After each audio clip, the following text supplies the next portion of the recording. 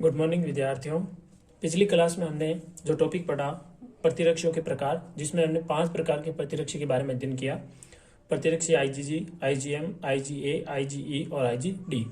5 प्रकार की प्रतिरक्षा पढ़ने के बाद में हमने अगला टॉपिक जो है वो पढ़ा था रक्त एवं रक्त समूह। इस टॉपिक के अंदर हमने रक्त का सामान्य परिचय पढ़ा था, संरचना पढ़ी थी, जिसमें हमने कहा था कि रक्त जो है वो तरल संयोजित जीवित ऊतक है जो 2 प्रकार के पदार्थों से मिलकर बना होता है, एक प्लाज्मा, दूसरा कणिकाएं। जिसमें हमने 3 प्रकार की कणिकाओं का सामान्य परिचय पढ़ा, जिनके मुख्य कार्य पढ़े हमने। उसमें मुख्य कार्य पहला था आरबीसी, लाल रक्त कणिकाएं, जिसका मुख्य कार्य होता है गैसों का परिवहन करना, यानी CO2 और O2 का परिवहन करना शरीर के अंदर। दूसरा होता है WBC, श्वेत रक्त कणिकाएं, जिसका रोगाणुओं से रक्षा करना। और तीसरा था बिंबाणु, जो कि रक्त वाहिनियों की सुरक्षा भी करता है, और यदि चोट लग जाती है तो जो रक्त को रोकने का काम करता है वो करता है बिंबाणु। अब हम आज की क्लास में अगला टॉपिक ले रहे हैं। हम रक्त समूह। जो हमने रक्त समूह पढ़ा है, उस रक्त समूह की संरचना किस प्रकार की है, उस रक्त समूह में कौन कौन से प्रकार हैं, इसके बारे में अध्ययन करते हैं।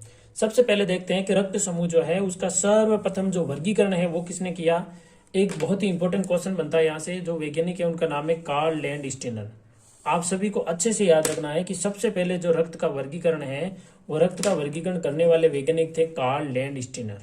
बहुत इंपॉर्टेंट प्रश्न है ये, यहाँ से 1 नंबर के क्वेश्चन भी आते हैं। तो रक्त का जो वर्गीकरण है वो सबसे पहले किया कार्ल लैंडस्टीनर, एक नामक साइंटिस्ट थे, जिन्होंने ये रक्त को 4 भागों में विभाजित किया। कौन से 4 भागों में विभाजित किया अभी पढ़ेंगे। इसके अलावा हमने ये पता करना है कि कार्ल लैंडस्टीनर ने किस आधार पर रक्त को 4 भागों में बांटा। तो देखिए कि आरबीसी पर पाए जाने वाले प्रतिजन की उपस्थिति व अनुपस्थिति के आधार पर रक्त को विभिन्न समूहों में बांटा।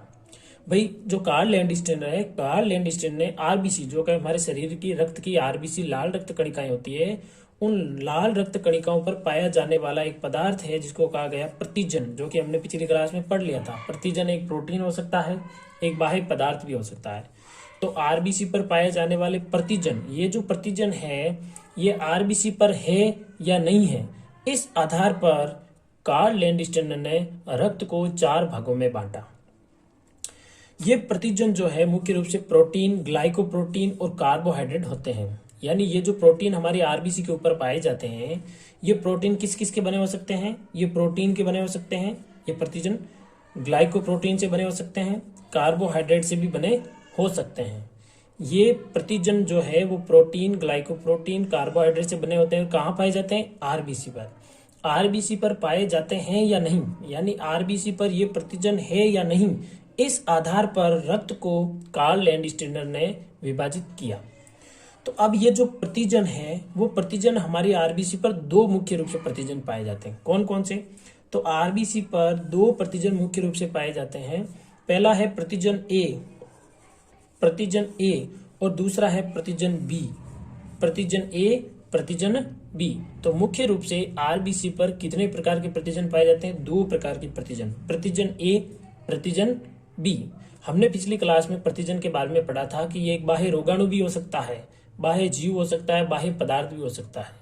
लेकिन बाहरी पदार्थ हमारा शरीर उसे तब समझता है जब वो हमारे शरीर का नहीं हो। लेकिन ये जो प्रतिजन है ये हमारे शरीर के हैं, तो इस पर किसी भी प्रकार की प्रतिक्रिया हमारा शरीर नहीं दर्शाता। अब प्रतिजन ए और प्रतिजन बी के आधार पर रक्त को 4 समूह में विभाजित कर दिया कार्ल लैंडस्टीनर ने। कैसे विभाजित किया?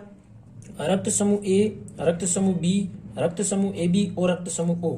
अब इनमें कैसे विभाजन हुआ देखिए। जिस ब्लड ग्रुप में आरबीसी पर प्रतिजन ए पाया जाता था उसे तो नाम दे दिया रक्त समूह ए। जिस पर प्रतिजन बी पाया जाता है उसे नाम दे दिया रक्त समूह बी। और जिस रक्त के अंदर प्रतिजन ए और बी दोनों पाए जाते हैं उसे कह दिया रक्त समूह ए बी। और ऐसा रक्त समूह जिसके ऊपर ना तो प्रतिजन ए है और ना ही बी है, दोनों ही प्रतिजन नहीं है, तो उसे नाम दे दिया गया एक गौण ब्लड ग्रुप हो गया। गौण का मतलब है जो कि मान्य नहीं है, एक तरीके से हाईलाइट नहीं है, न्यूट्रल कह सकते हो उसको, उदासीन कह सकते हो। तो वो ब्लड ग्रुप बनता है ओ ब्लड ग्रुप।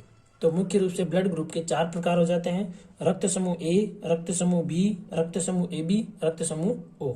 आपको चारों रक्त समूह अच्छे से ध्यान रखने हैं। इसके बारे में मैं और भी इंपॉर्टेंट बातें वो अभी आगे बताऊंगा मैं आपको। अब देखिए एक परिभाषा आ जाती है इसमें हमें, एबीओ समूहीकरण। तो एबीओ समूहीकरण जो ये परिभाषा है ये परिभाषा कैसे बनी? तो आपको क्या बताना है कि आरबीसी पर पाए जाने वाले प्रतिजन के आधार पर कार्ल लैंडस्टीनर ने रक्त को 4 भागों में विभाजित किया। रक्त समूह ए, रक्त समूह बी, रक्त समूह ए बी और रक्त समूह ओ। इसे एबीओ समूहीकरण कहा जाता है। परिभाषा क्या रहेगी कि आरबीसी पर प्रतिजन की उपस्थिति के आधार पर रक्त को 4 भागों में बांटा गया है, ए बी ए बी ओ। इसे एबीओ समूहीकरण कहा जाता है। नेक्स्ट पॉइंट जो हम लेते हैं,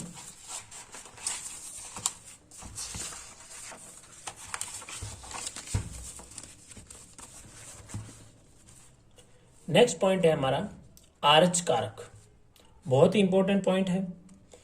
1 नंबर के क्वेश्चन बनने के यहां से बहुत चांसेस होते हैं। तो क्या होता है आरएच कारक? देखिए, अभी हम रक्त समूह ही पढ़ रहे हैं। रक्त समूह के अंदर एक नया पॉइंट आया है, आरएच कारक, आरएच फैक्टर।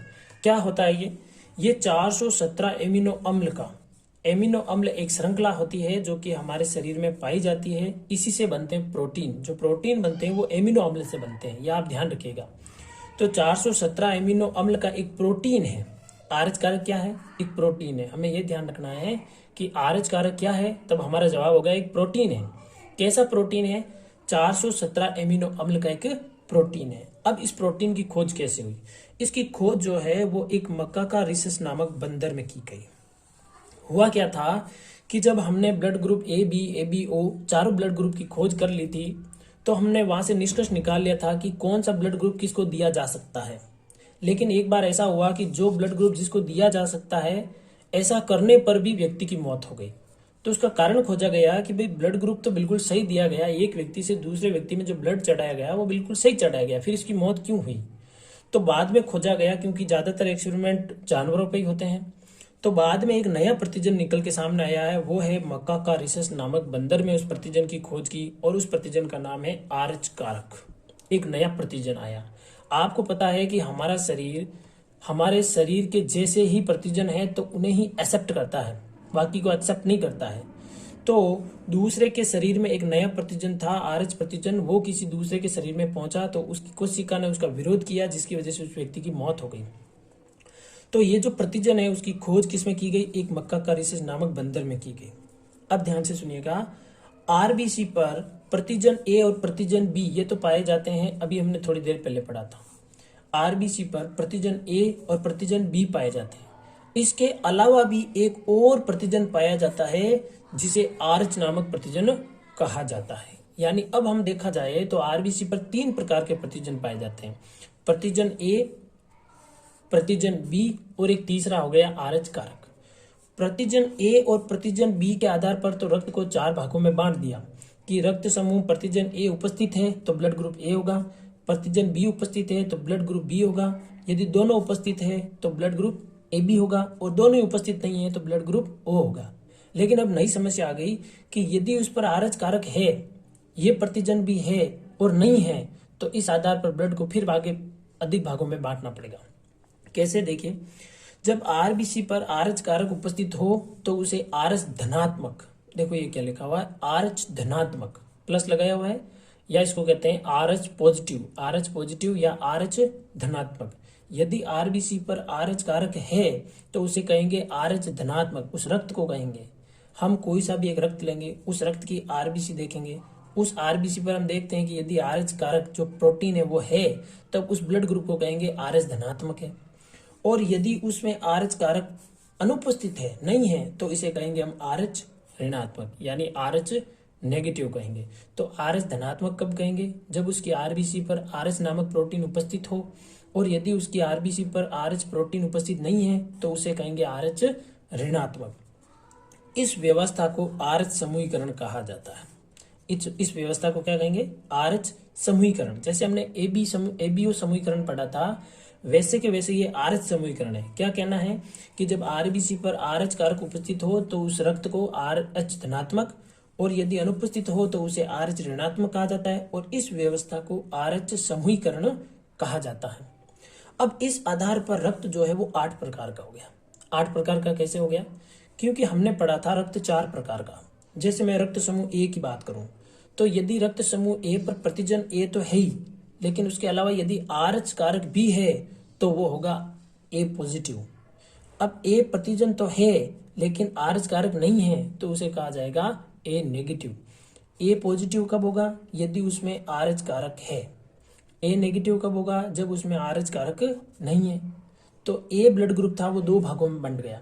ऐसे कैसे? बी ब्लड ग्रुप भी दो भागों में, इसमें आरएच कारक है, इसमें नहीं है। ए बी भी दो भागों में बंट गया, इसमें आरएच कारक है, इसमें नहीं है। और ओ ब्लड ग्रुप इसमें आरएच कारक है और इसमें भी नहीं है। तो टोटल जो ब्लड है वो 8 प्रकार का हो गया।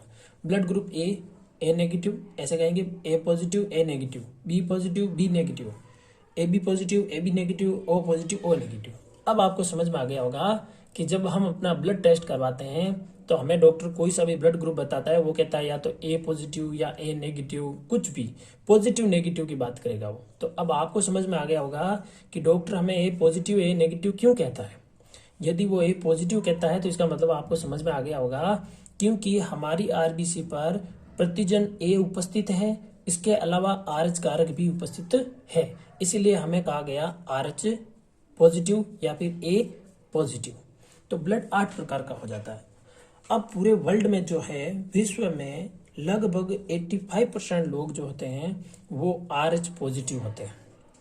पूरे वर्ल्ड में 85% लोग जो होते हैं वो आरएच पॉजिटिव होते हैं। वो कोई से भी हो सकते हैं, A positive B positive A B positive O positive. इस प्रकार देखा जाए तो 85% जनसंख्या जो है वो आरएच पॉजिटिव होती है। अब हमें एक बात और ध्यान रखनी है जो कि बोर्ड एग्जाम की दृष्टि से भी बहुत इंपॉर्टेंट है। क्या बात है कि मानव में 5 प्रकार के आरएच का कारक पाए जाते हैं। कौन कौन से कारक होते हैं वो देखिए। एक होता है आरएच डी, दूसरा होता है आरएच ई, आरएच ई कैपिटल है, और आरएच ई स्मॉल है, आरएच सी स्मॉल है, और आरएच सी कैपिटल है। टोटल 5 प्रकार के आरएच पाए जाते हैं, जिसमें 80% जनसंख्या जो है वो आरएच डी वाली होती है। जिनके अंदर जो आरएच कारक पाया जाता है वो कौन सा कारक पाया जाता है? RH D. तो आपको क्वेश्चन पूछा जा सकता है कि कौन सा कारक महत्वपूर्ण होता है, तो अधिकतर लोगों में आरएच डी कारक पाया जाता है, इसीलिए आरएच डी कारक जो है वो महत्वपूर्ण होता है। अब यहाँ पर हम बहुत ही इंपॉर्टेंट चीज सीख रहे हैं कि जो ब्लड ग्रुप है उसको किस प्रकार आगे विभाजित किया जा सकता है। तो देखिए यहाँ लिखा है ब्लड ग्रुप, दूसरा लिखा हुआ प्रतिजन, तीसरा लिखा हुआ प्रतिरक्षी, और चौथा लिखा है जीन प्ररूप।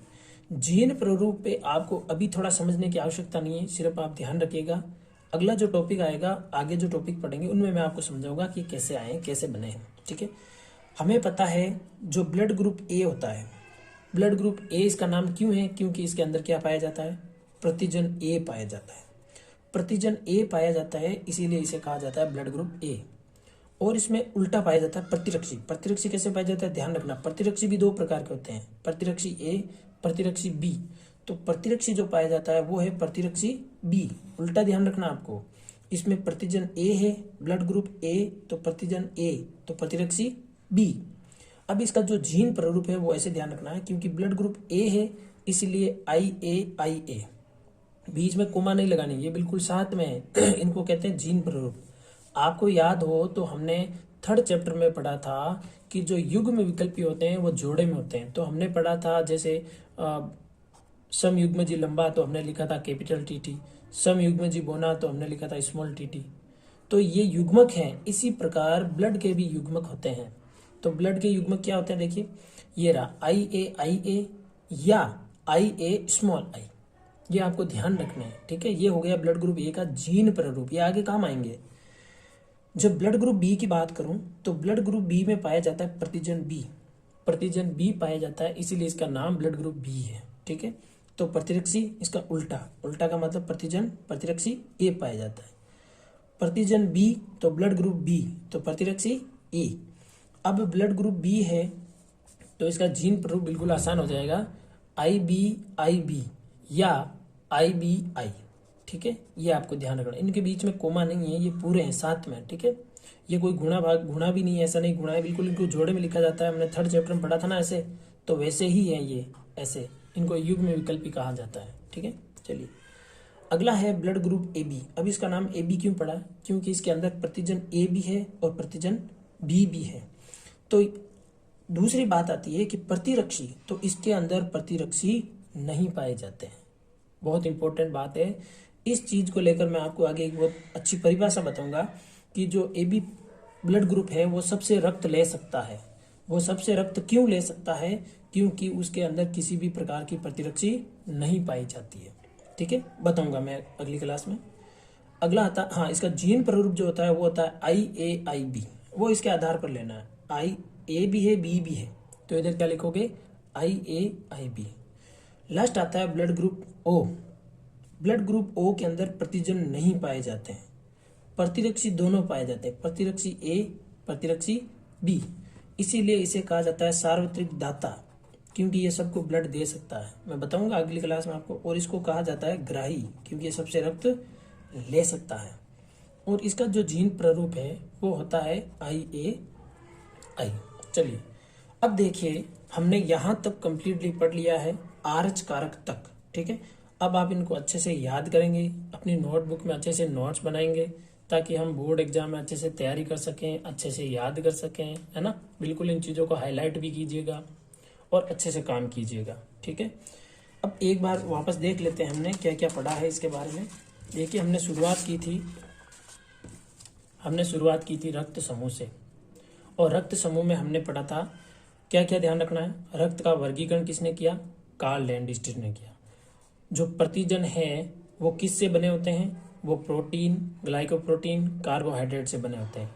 प्रतिजन कितने प्रकार के होते हैं? प्रतिजन 2 प्रकार के होते हैं, प्रतिजन A, प्रतिजन B।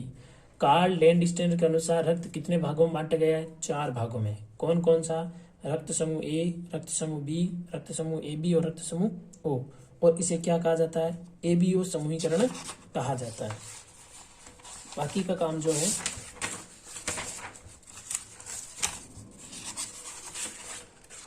अगला काम जो हमने वो क्या पढ़ा? RH कारक के बारे में पढ़ा। तो RH कारक में आपको क्या क्या ध्यान रखना है?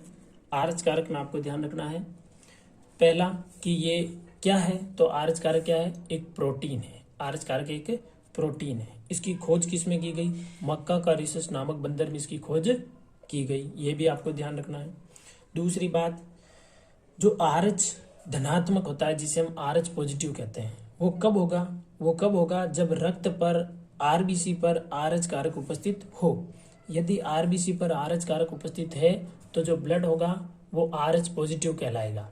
और यदि RBC पर RH कारक नहीं है तो उसे कहा जाएगा RH ऋणात्मक, RH नेगेटिव कहा जाएगा। ये आपको ध्यान रखना है।